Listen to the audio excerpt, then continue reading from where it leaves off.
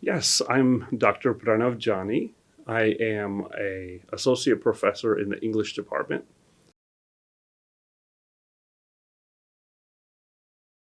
That's a great question. Yeah, I think that students, of course, students are also diverse, and students come to Asian American studies or ethnic studies for a variety of reasons. Sometimes they come because they themselves have Asian background, and they read the news, they go through their family experiences, they're interested in a particular Asian American writer or filmmaker or character, right? And there's more and more of that now that there wasn't there when I was growing up. So sometimes um, Asian American students will take the courses for a whole bunch of reasons having to do with their own experience of being Asian American and being knowledgeable about the topic. But most of our students are actually not Asian American. And so for them, again, there's multiple reasons. I think by the end of the class, you want people to recognize that studying this history, this culture, is actually crucial to understanding how the United States works, right? That it's not just a side issue, but it's linked to, in the same way that we study Black literature and culture and history, we study Latinx literature, culture, and history, Native American, not to say those are all the same, but that just as all of those are important in and of themselves to tell the story of this place, the United States, right? And to learn about all of the writers, all of the cultural expression that's out there. Hopefully, by the end, everyone recognizes that that's important in its own right.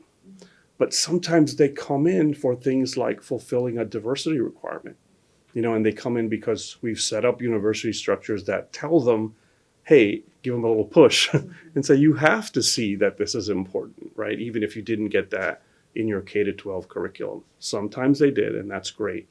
But very often they didn't. Sometimes some of the first things I have to do in class is to say, well, what is Asia? What's included in Asia?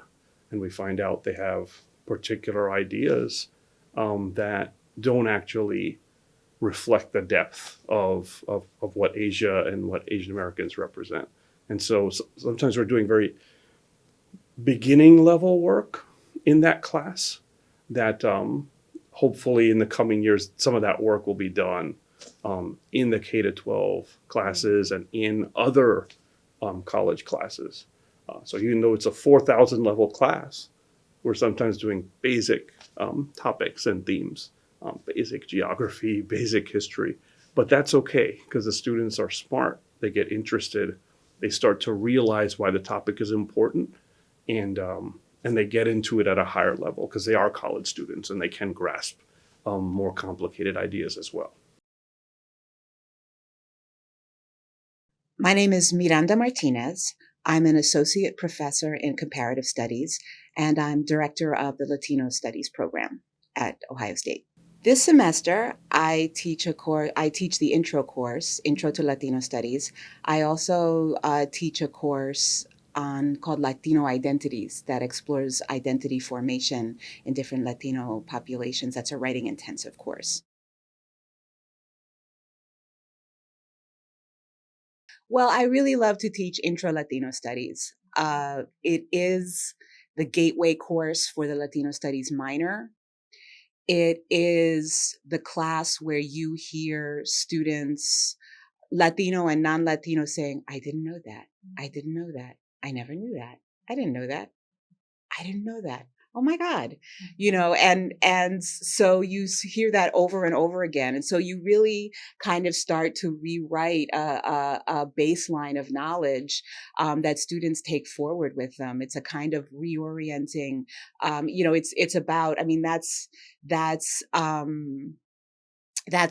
the benefit of diversity, right? That you take kind of common knowledge and you add layers and depths and new perspectives on it so that it becomes a common knowledge. It's also uncommon knowledge, right? And the world becomes a little wider.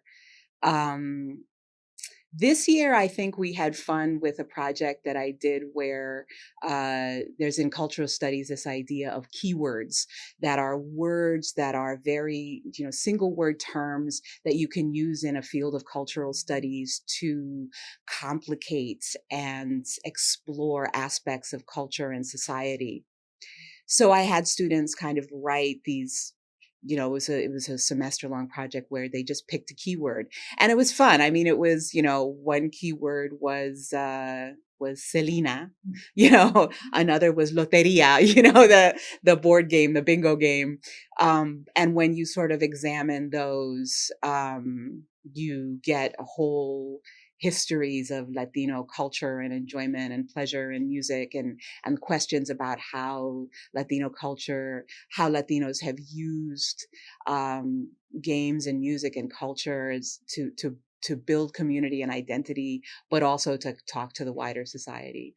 There was also, immigration. There was also terms on, exploring this complicated relationship between Latinidad and American race relations and racial structures. So it turned into an interesting project that got people, doing scholarly research, thinking in terms of culture and life and social justice.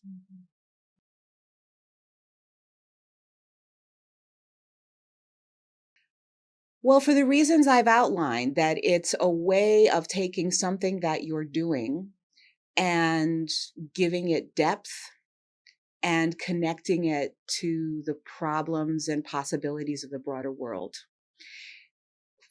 Considering what you get from those courses, it's a pretty small commitment. It's a 12 credit minor.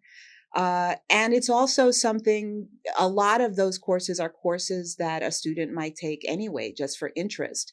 So, as we say, having it inscribed on your transcript is a sign that you sort of cared enough to take the time, and pursue it. But I think that any field,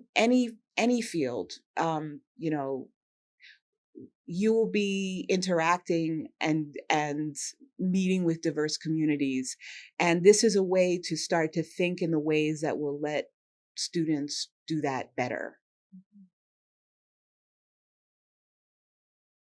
My name is Namiko Kunimoto. I am the Associate Professor of Japanese Art History in the History of Art Department, and as well, I'm the Director of the Center for Ethnic Studies here at Ohio State University. I am an art historian, so it's not a field that's always been within ethnic studies, but I do teach Asian American art, for example.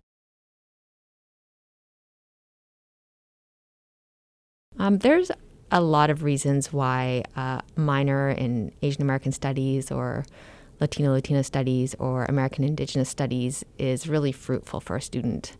In practical terms, it really offers a new career path because no one knows what the future is going to bring in terms of what careers are in demand. But right now, having this kind of minor in addition to your degree from Ohio State will really augment your position in the eyes of almost any employer.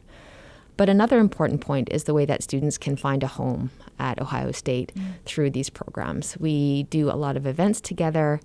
We do things like reading groups. We offer scholarships.